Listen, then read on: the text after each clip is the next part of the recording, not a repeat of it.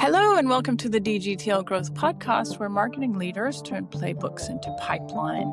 I'm Suse Barnes. Today, I'm joined by Joe Don Zetzsche, expert advisor and consultant at Rocking Bar Z, with 35 years of experience in the retail and over 16 years leading and building one of the largest floral retail businesses in the U.S. Joe Don, I'm very happy to chat with you today. Thank you. It's a real blessing. I appreciate you having me on.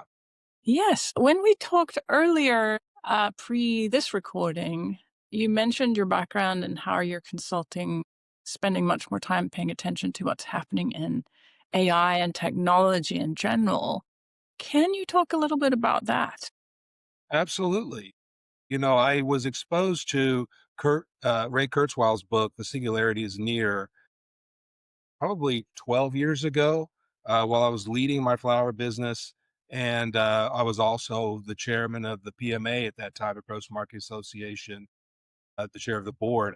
And so I actually introduced that board to the Singularity University folks and began to embrace the information that was coming out at that time. And we're living in a world that most of us don't understand completely. We really have a hard time thinking in exponential terms. Our lives are very linear. We have birthdays. We have goals that are based on 1 year, 3 year, 5 year goals. And so it's really hard for us to think through something that is literally doubling every 2 years or faster. In fact, the latest information, I saw something recently in the last week about the amount of time that the current large language models can spend thinking about a problem effectively. And that's an important thing, right? Because we hope someday that artificial general intelligence will be able to think about really tough problems like how do you cure a specific form of cancer? Or how do we radically change our supply chain to remove waste? Or how do we fix global warming? And that we may need these super intelligent systems to think about these things for years to really be able to affect change the way we want to. So anyway, 3 or 4 years ago, they could think for 4, 5, 18 seconds, but that capacity has been doubling, just like Moore's Law said back in the 50s, 80 years ago, it would double every 1.5 to 2 years at half the cost. Well, that is continuing, but this pace is accelerating.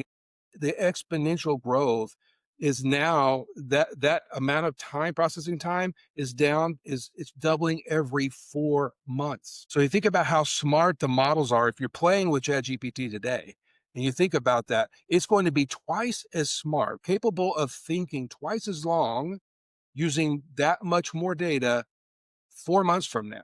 And then twice as powerful again 4 months after that. So a year from now, it's not 3 times. Again, we think linearly and we think, okay, so it'll be 3 times as strong. No, it will double 3 times.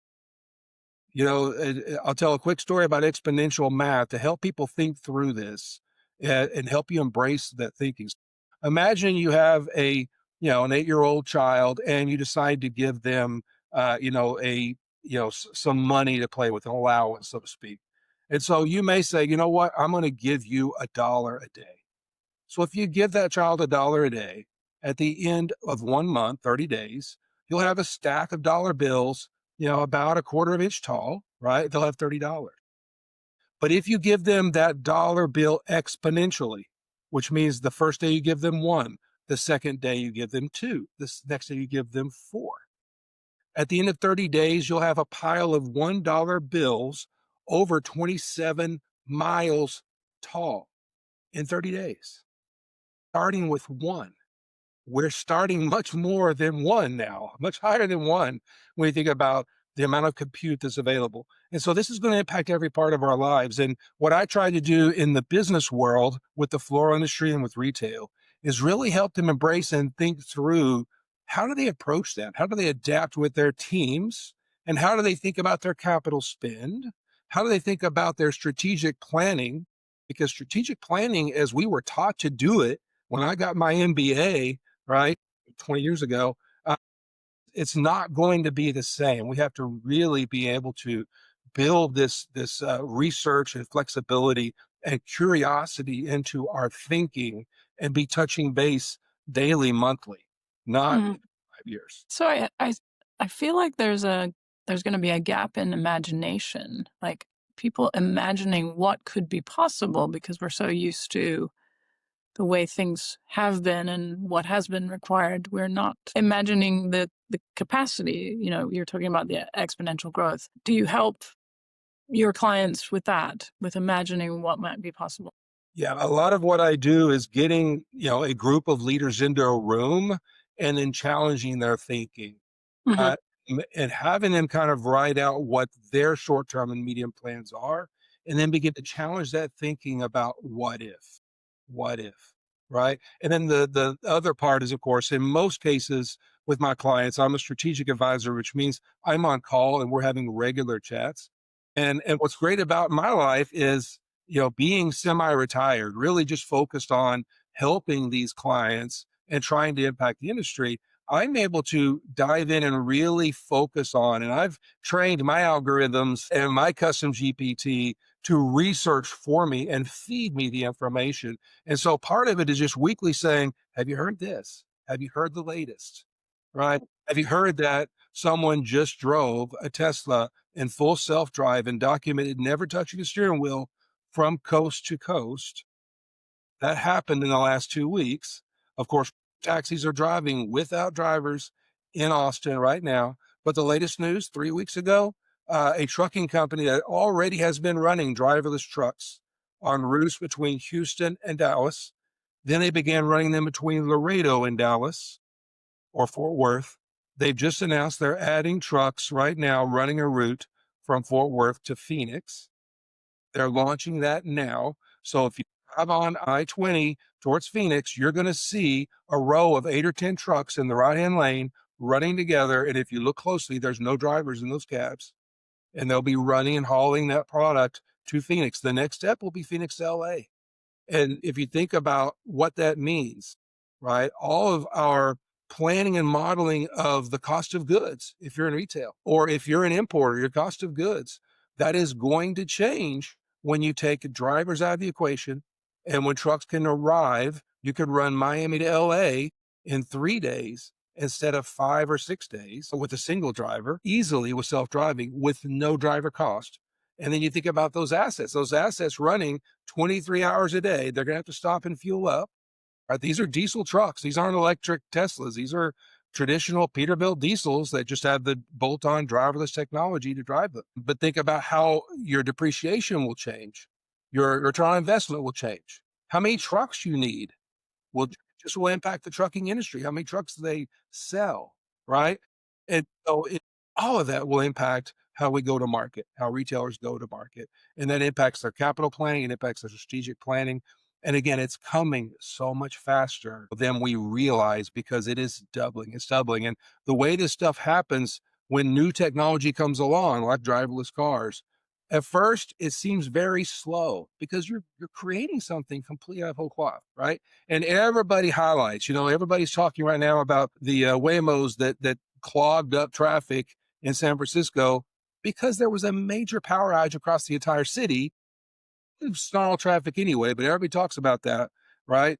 Everybody focuses on the reasons why they can't do it while they're actually doing it. And once it becomes viable, it becomes exponential. And we will see these cars everywhere. And people will make decisions of, do I buy a car?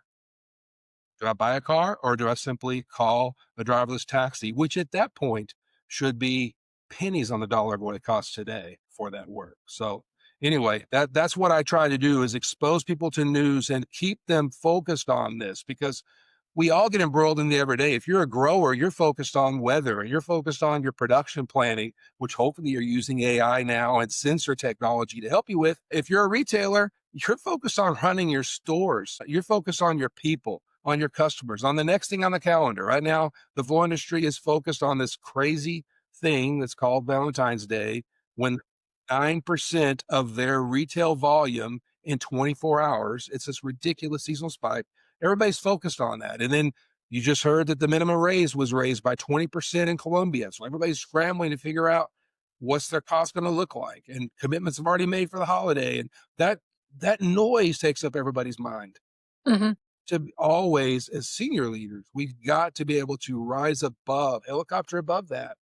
And while you're helping your team lead through that noise, cut through the noise for them and make sure that regularly you're having conversations about what does 6 months look like from now and what must we do in the next 90 days. What conversations should we have? What training should we have? What trials should we have? Which team members should be part of a pirate team that is off to the side, focused on this work while we're running the business, just figuring it out, because that's the way smart businesses will lead forward. And I Mm-hmm. think we'll see a huge reshuffling of who the winners and losers, right? I know that this podcast spends a lot of time talking about, digital advertising, right? And right? And you think about when the internet first came out, everybody bemoaned the fact that digital advertising over the internet was going to destroy this massive industry of print advertising. But what happened? A $65 billion industry at its peak, print advertising, did get replaced, and much of it failed and went away. However, in its place, a digital advertising revenue came up at 700 billion globally. But the players changed. The catalog people in Chicago no longer printing catalogs. That massive post office in Chicago no longer important, but clearly digital advertising created a much, much bigger pie. And the same will happen with AI. The same will happen as we look at retail media or finding ways to connect with customers at that end source where you know who they are. But it's going to change. People are going to win. People are going to lose based on their ability to keep track and Yeah. change their lives in pace, as opposed to waiting and not being able to stay at pace. And if it's exponential, if you wait too long, you'll not catch up. When you were talking about the trucking, driverless trucks, I was thinking about Amazon and imagining Amazon with driverless planes. I mean, I know they've talked about drones for shipping and probably are doing that already, but it's They're on drones flying in San Antonio right now. You can see Mhm. east side of San Antonio every day. Amazon drones delivering packages. But I think that goes back to the imagination piece. It's like, can you imagine a world where there are driverless or pilotless planes, which speaks to what you were saying. I don't think people are ready for that exponential growth.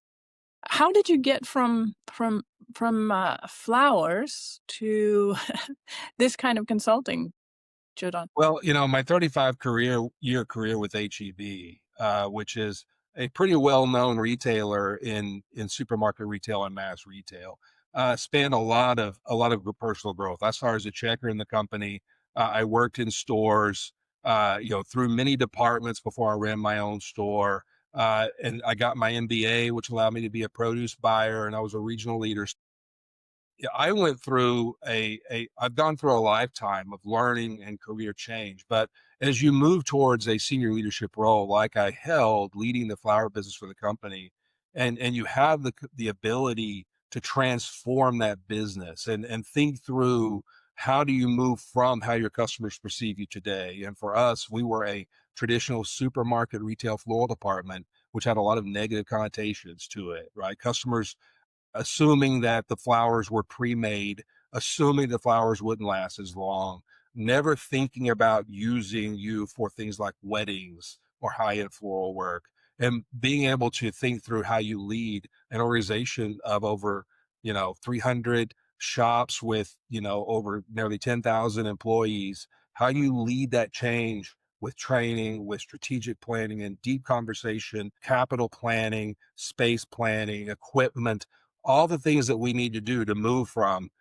HEB Floral Department to Blooms by HEB, a full service floral shop, doing weddings regularly of $5,000 to $10,000 floral budget. That really enabled me to be a creative leader that allowed me to delegate to great team members that I was able to develop or was blessed to have in my life, so that I could then focus on more strategic thinking. And I think that's helped me to be at the place I am. but also clearly I just have a passion for it. This is something that I think uh, it's going to change our lives in a fundamental way, and it's coming quickly.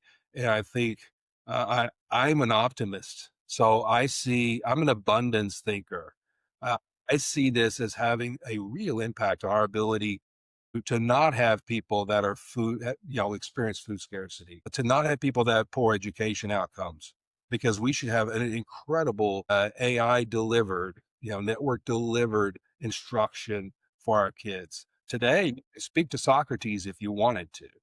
Now there's sites out there that Socrates in his clothing, his voice can talk to you about your everyday problems. And the younger generation is embracing this. In some ways, it's scary if they're building relationships, emotional support relationships, these Asians with these large language models.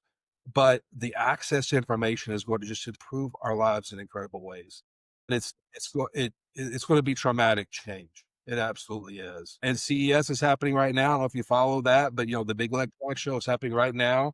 And the news is hitting every day about robots. And I've been talking about robots for a year, but a lot of people are scared, right? The Terminator scares so many movies that have told us and books that have taught us that robots are going to kill us. But it's coming. It's coming. Hyundai just announced they're going to start, building robots for their factories this year.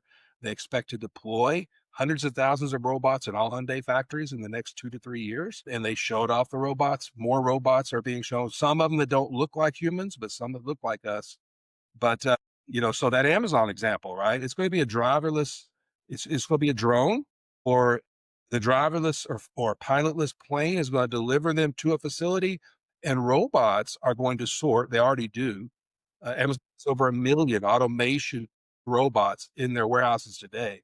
They employ 1.5 million people. So they're almost one-to-one robot to human, but they're training right now, and you will see Amazon trucks that are driverless with a robot inside who will take the packages to your door, and your Ring doorbell will alert your home robot, get that robot at the door and take your groceries and put the refrigerated items into the refrigerator, and then they can go back to washing your windows and ironing your clothes.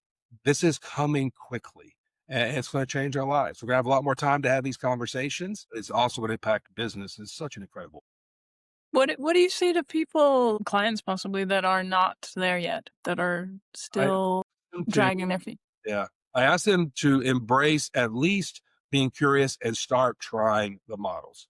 I have them while we're talking, and I've done this at conventions with multiple people, some that I've just started up a conversation with, right? Download the Perplexity app on your phone. Replace your little Google search, although Google now has pretty good AI built into Google, right, which is going to feed their advertising. But download Perplexity.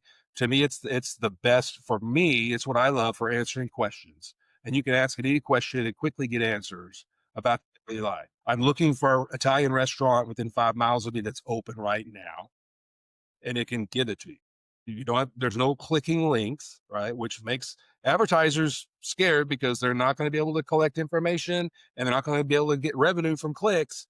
But anyway, and then I have them download chat. That's, Chat GPT is currently the dominant as far as the amount of users. I talk to them. I talk to them about just ask it questions. Ask it how it can help you. Tell it who you are.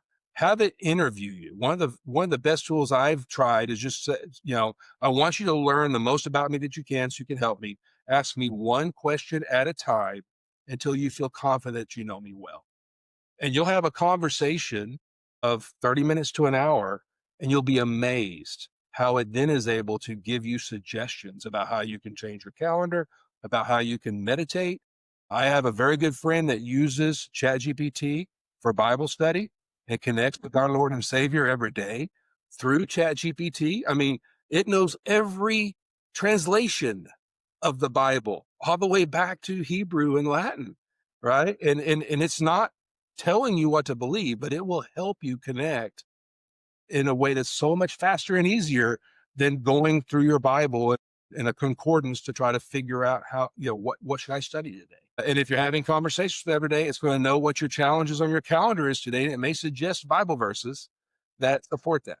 Right. And we all will approach it in our way. But the scary thing is, I just saw research that said nearly half of Americans are not super aware. They say that they're only somewhat aware of AI, and what they know about it is from the news and from the stories. They haven't even opened it up and asked a question of it. And so fear of the unknown is the biggest thing, right? But you're not using it. But at the same time, I was with my girlfriend, and she has a 24-year-old daughter who has friends, and they'll say to each other now, like we'll say, Google it. They say you should chat that. Mm-hmm. Yeah. You should chat that. And it's just part of their lives. But half of Americans know what it is from news, from conversation, like, oh, that AI stuff. The naysayers, it's garbage in, garbage out. It'll never do anything. Well, it's already doing things. Yeah. Incredible. I teach classes, and so the younger people, I get to see them quite a lot. University, there's a debate on whether to allow students to use it or not, right? I encourage using it, of course. I think in some ways the prohibiting may encourage use of it outside of school, right? Yeah. Or cheating. But what do you think about education, tertiary education, secondary education, encouraging students to embrace it? I actually believe that in the US we're behind the curve, and some other countries are moving much faster.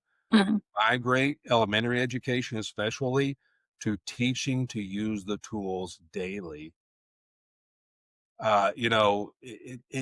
It's simply the world we live in. It's scary to us whenever you bump into a 10-year-old child and there's no digital clock on the wall, but there is a traditional analog clock on the wall, and they can't tell you what time it is. And that's happening right now, right? And Mhm. we bemoan that fact, and we can think about the good old days when everything was analog. But guess what? The good old days also weren't that great in a lot of ways, but we should embrace those tools. When I was in high school a long time ago, we began to use the Texas Instruments graphing calculators in trig class and calculus class because it enabled you to think through the problems and not spend time doing as much of the basic math and the basic algebra, right? That's what this is. And if we approach it the right way, the scary thing is if we let them do it on their own, they may use it simply to cheat. In which Mhm. case they're no Yeah. longer thinking. Yeah. But if we really approach this, and everybody in our lives, especially strategic leaders, should be approaching this as you're not giving this model the driver's seat. No. You're using them as an advisor.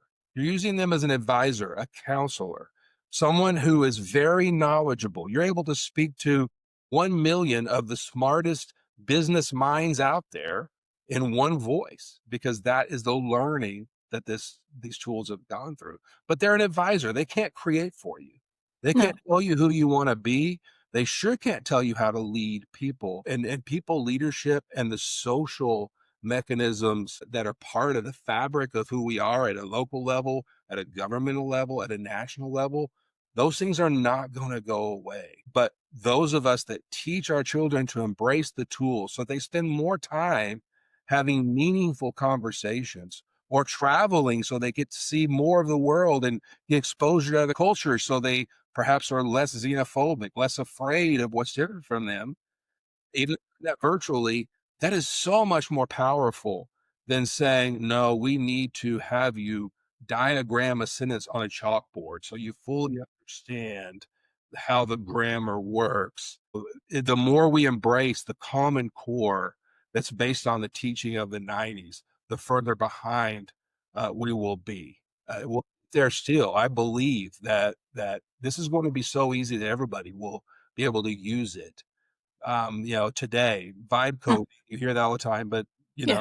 you can create small functional viable apps simply talking to one of these models. You're not a complex store. That still takes some work, but soon you'll be able to have an idea and create a store and populate the world with it, and create agents that will call people and talk to people for you. in your voice, and I will be able to create a business. It's happening today, right? People are creating massive businesses built on these models with new applications for them, just like people created apps for iPhones. But in my opinion, we have to embrace this at the earliest level. Now, on the other side of that, screen time for young children, I think we have to be careful of that we're not using the screen time all the time. We're not using ChatGPT as a babysitter, for crying out loud. We have to learn how to interact with each other as people as well. Yeah. And that's going to be even more and more important as we move from a capitalist society that's based on scarcity and each of us fighting for what we need and what we want, to a world of abundance where sharing and social network and caring for each other, connecting each other is going to be so much more important, because so many things we spend time trying to pay for today will be almost free in this coming world and economy, I believe. I imagine that at some point we will be almost trying to have human connection like we try to exercise. Back in the day, exercise was just natural. You did it every day because that was work, right? It was what you did in your life. You didn't need to actually go to the gym because you were doing it all the time.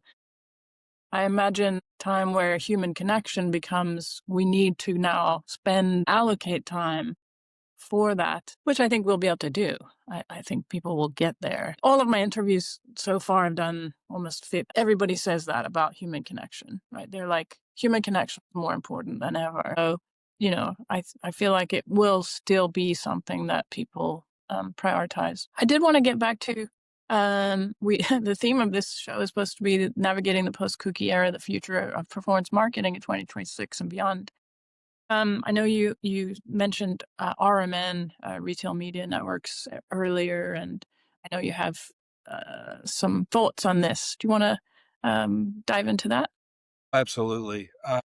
So, in this future world, right? You're right that the cookies are going to go away, because we're not going to be surfing the net the way we do today. We're not going to be asking for something to point us to something that we can click on. And it's happening rapidly, right? We're going to ask our agent, whichever one we like, or some new company that's built on these models, and say, I really think I want a new bicycle.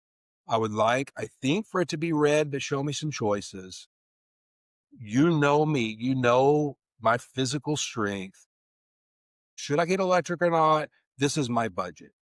Go give me options. And we'll have a conversation with, just like if we were in the old days in a huge bicycle store and we were talking to somebody that we connected with, or even a friend that we already knew that happened to work there, and they walked us through that, right? That's what's coming. And so I think when you look at what that model does to paid advertising, it means that those that are closest to the customer are going to win. And I think large retailers, which there will be fewer of. I foresee a lot of consolidation, because those that are embracing and spending against this technology are more likely to win. Amazon, Walmart, well ahead of most other retailers in this space. But they know the customer completely, or much deeper than anybody else does, for the products they sell. You can easily track today and identify a customer, even if you don't have a card,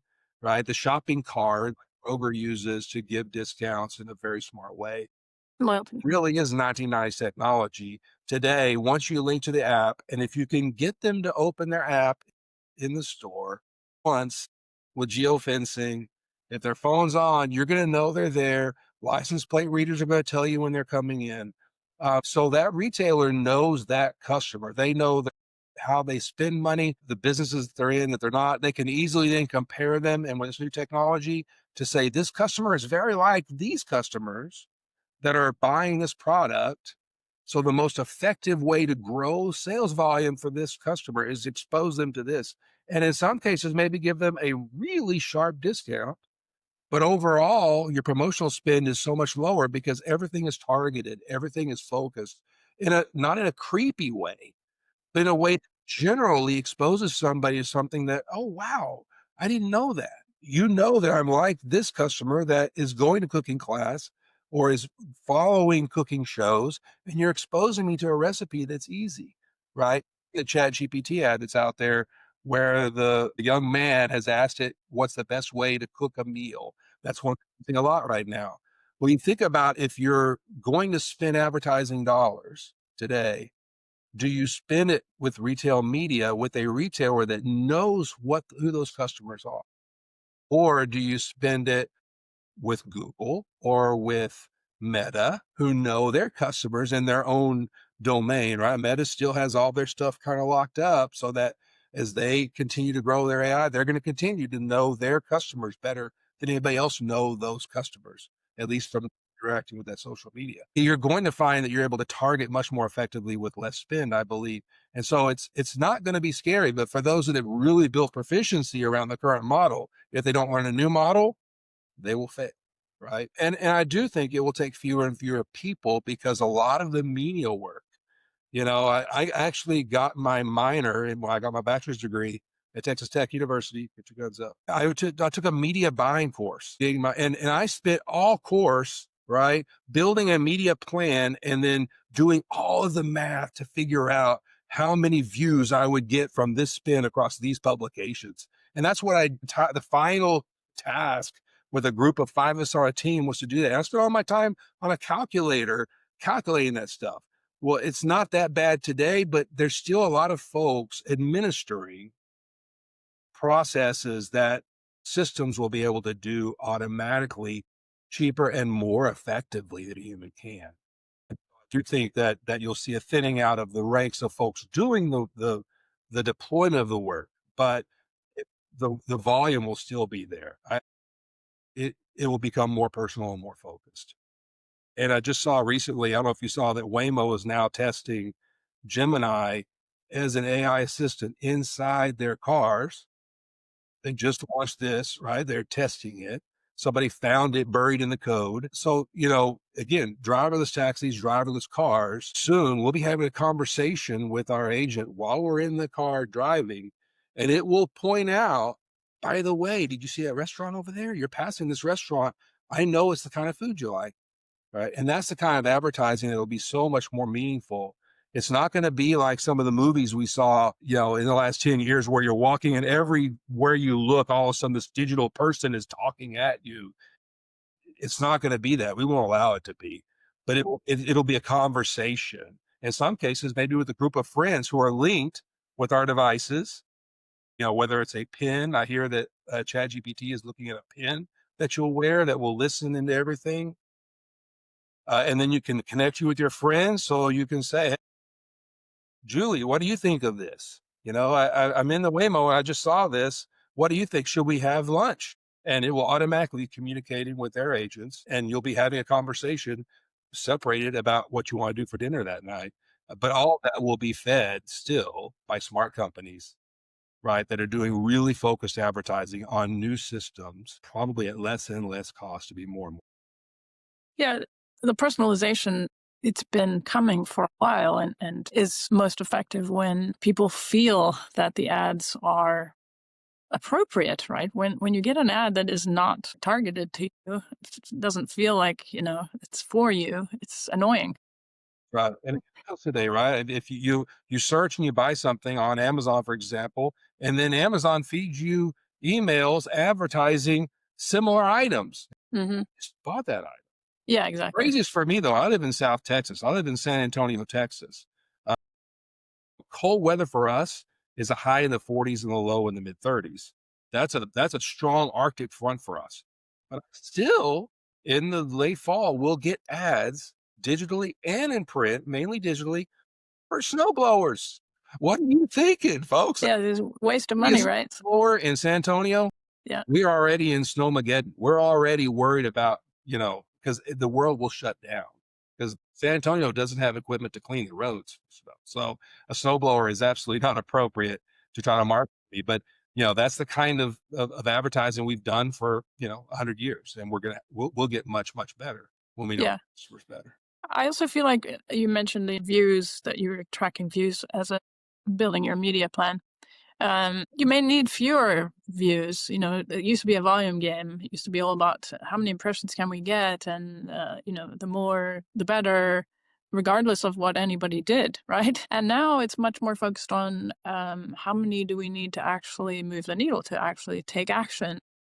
The more personalized your ads are, the better they will perform. That's right. So we'll see fewer impressions needed to actually have the content of the ads be most effective. That's absolutely right. You Which, go all the way back to, I grew up on a ranch, and in yeah, days, and it still happens on some ranches, you inoculate your steers every year with a antibiotic, massive dose of antibiotics, and you do that prophylactically just to help them gain weight and get strong, right? But it's very expensive. People decry the use of pesticides in agriculture. Well, pesticides are incredibly expensive, and they're getting more and more expensive with tariffs and with other things. mm, And there's fewer and fewer you can use, right? You can't. I found a gardening book from the 50s from San Antonio, Texas, and it talks throughout the book about the great use of DDT in your home garden, right? But we all know that that wasn't good. It wasn't good for your vegetables. It wasn't good for you as a person, right? right. But so this is not it. You end up with something that's so focused that you know exactly who needs that ad, that needs Mm, that message. And when you're feeding a need, you're feeding a desire, the closure rate will be incredible and the cost will be very, very low. And you'll be loved for it. yeah, Be loved for it. People today worry about, some of the folks my age worry about privacy, and they're like, I'm not going to tell the phone where I am because I don't want it to know too much about me. But, you talk to somebody that travels a lot or somebody that's younger, and they're like, I want it to know. When I land in a new airport, I want you to know where I am and give me the weather here. Don't show me the weather where I was. Show me the things to do here, not where I was. And it becomes a friction point. If you have your privacy controls at a place where it can't give you the information you really want quickly. And so people are giving up their privacy, but they're gaining something huge back, right? And it's great. The scary side of it is still there. And this technology will enable, really evil, dark people to do evil, dark things, but also give us the capacity to catch them faster and exercise them from society, and say, I'm not talking to you. You're all the way. So yeah, so it's going to change, but it's an optimistic view from my perspective of what folks that are in this business of creatively connecting people to goods and services that they may not have thought about, and helping them think through maybe using them more often because they like it, not because of some evil corporation wanting to force something. Perfect information should help us, but we've learned on the internet and with some of the media situations today and people in echo chambers, being fed news that isn't absolutely accurate, exactly. what your viewpoint is, having agents that help us broaden our view is going to be a good thing. And Hmm.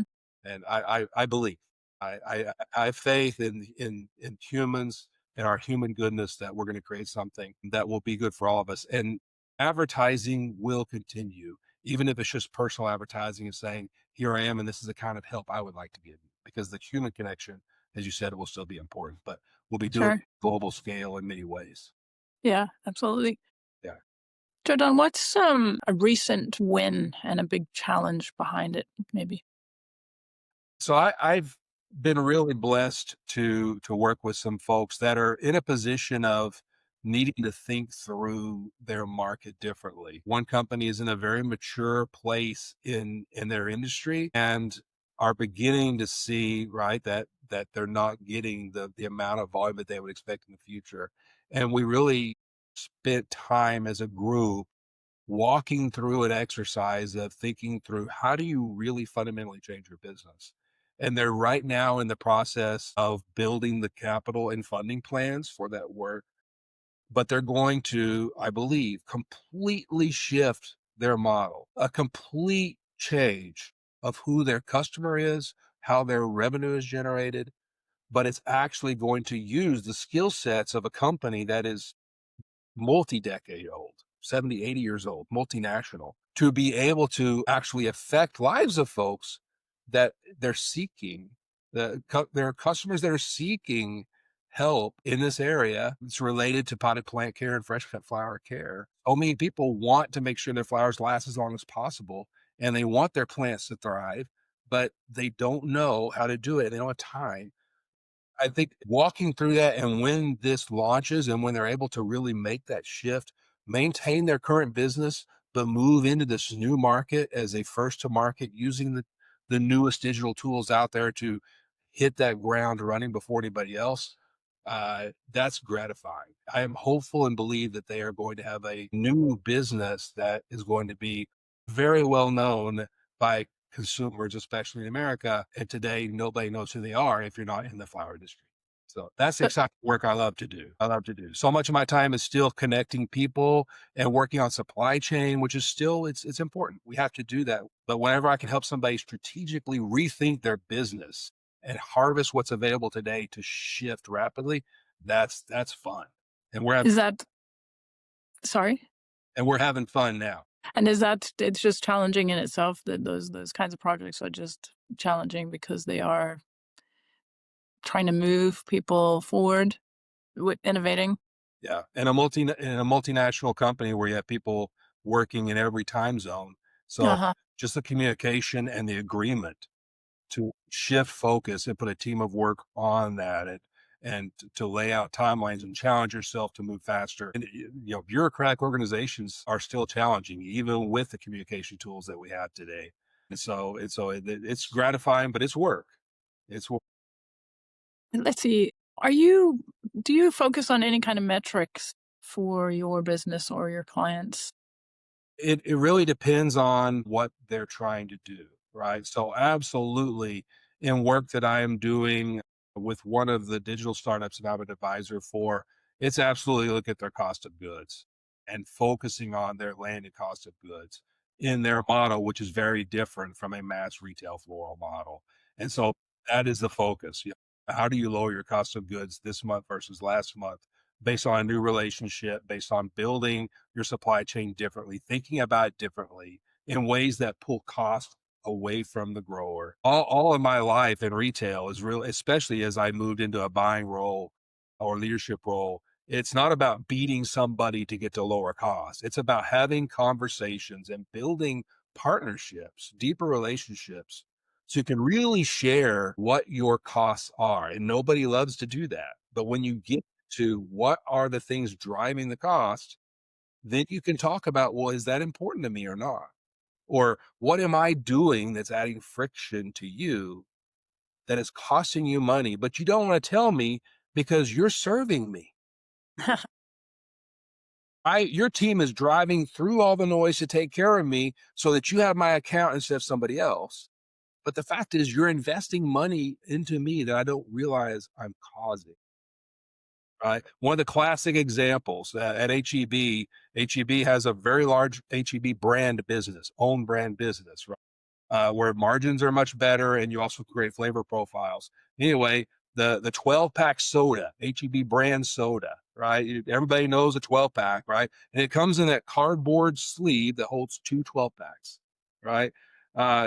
20 years ago, the buyer for soft drinks at HEB was having a conversation with the provider of that. And they talked about some of their costs, and they realized that HEB was asking for a white cardboard tray because somebody, when they were creating the brand image, loved the look of the packaging on that white, and it was distinctively different from Coca-Cola's, which was basic craft brown, right? The traditional cardboard.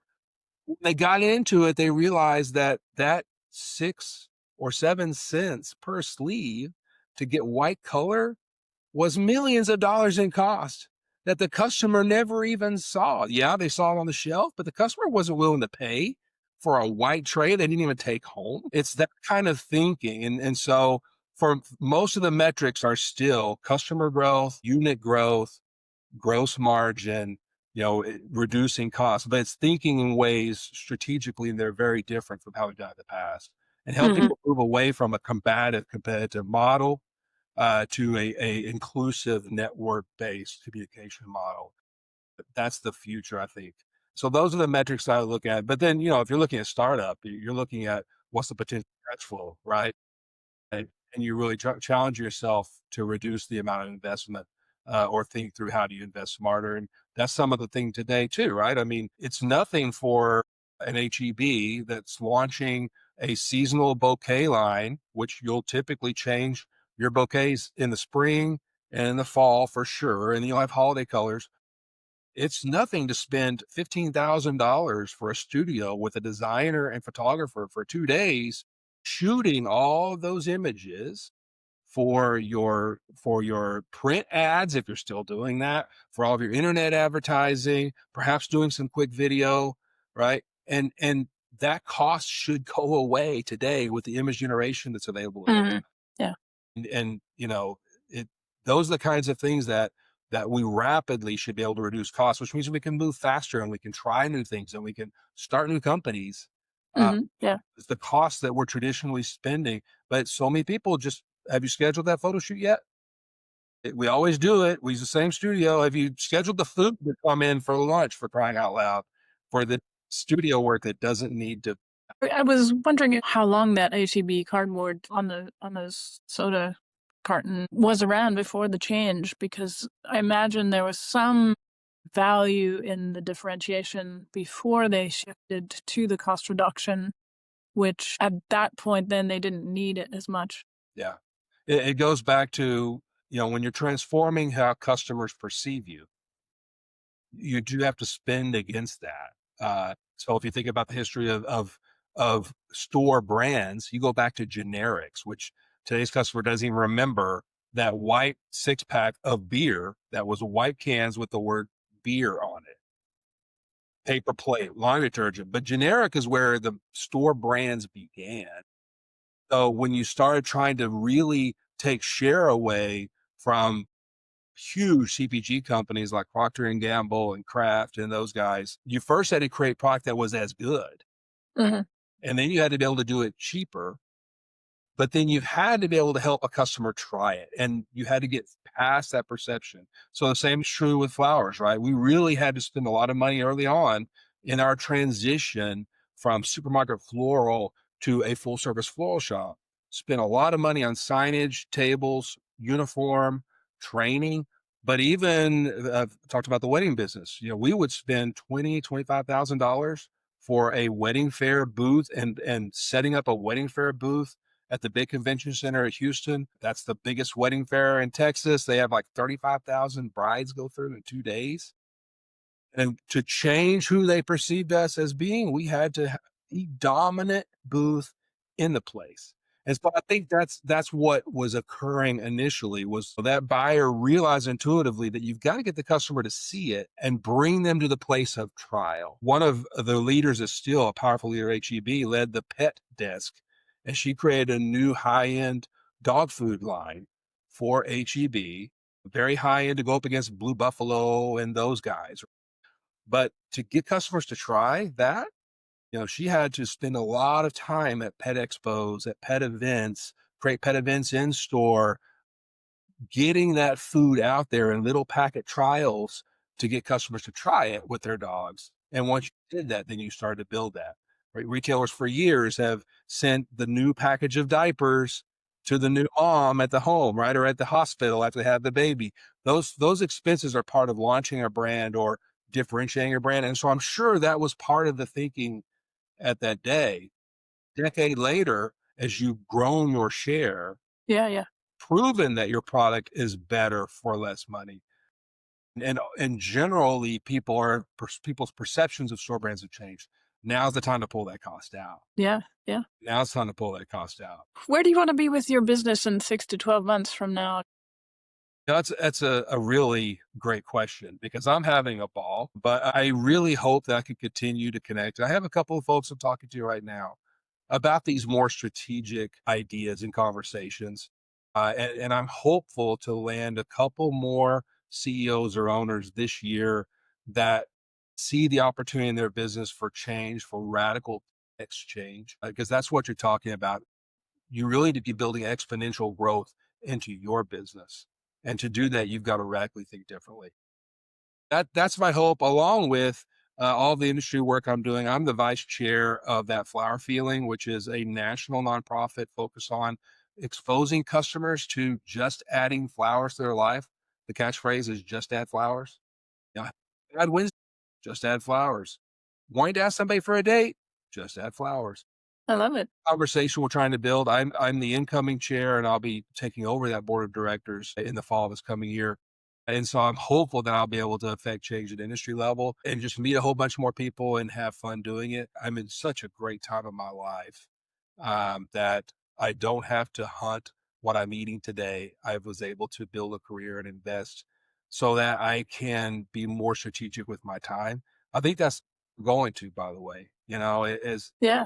much automation feeds us things at so much lower cost. We're all going to have more time to do what gives us energy.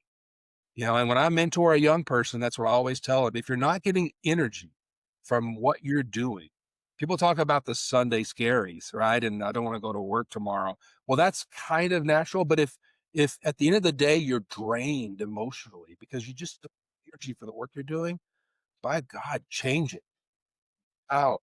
Take a risk because life is too short. Life is too short to spend too much time. You can think about as a stepping stone to that next one, planfully with sharp goals, with great mentors to help you.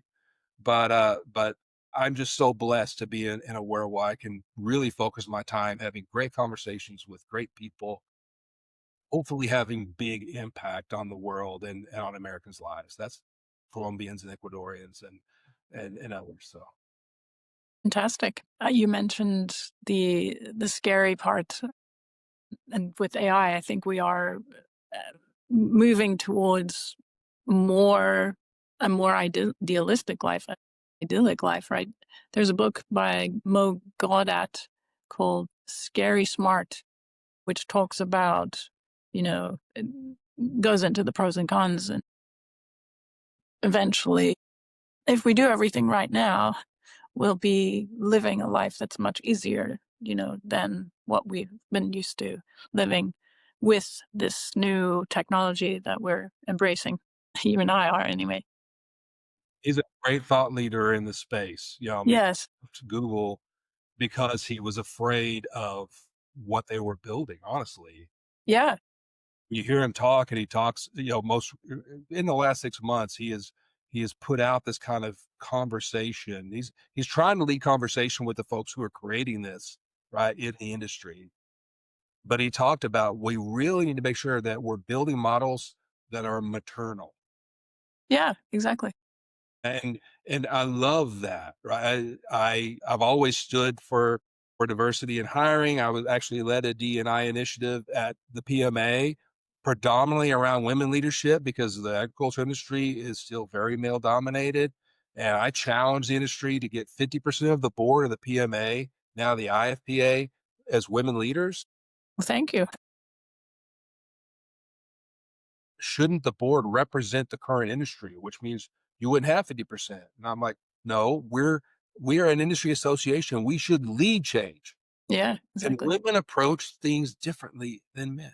And mothers Mhm. things differently. Anyway, I could get off on politics and all, right? But we need these models to be maternal of us. We need them to Mhm. care for us.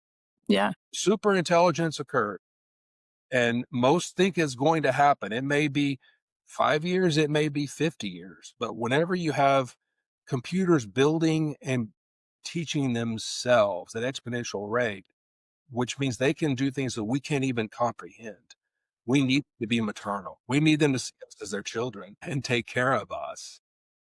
And although that is one of the leaders that's helping us think through that, and that's a good thing for us that we have folks like that have stepped away from earning $800 million a year to help build the thing and instead help us all think through, especially connected to those leaders. He's at the table. Yeah, He's yeah. at the table with those folks to talk about, you know, challenging us to think through and spending the time to do it the right way. Yeah, exactly. Well, Joe Don, it's been a pleasure. I could talk to you all day. Unfortunately, I do have to run to another call. But thank you so much for your time. I appreciate it very much. And I'd love to do a part 2 in 6 to 12 months if that would work for you. That'd be fabulous. Would love to do that. And for anybody that wants to connect with me, I'm sure you'll let them know my website. Anybody that wants to have a conversation, this is all about us learning from each other as we're going through this change together. So I really appreciate it. I enjoy talking to you, Suse. Me too. So much. Thanks again. Thank you. Appreciate it. All right.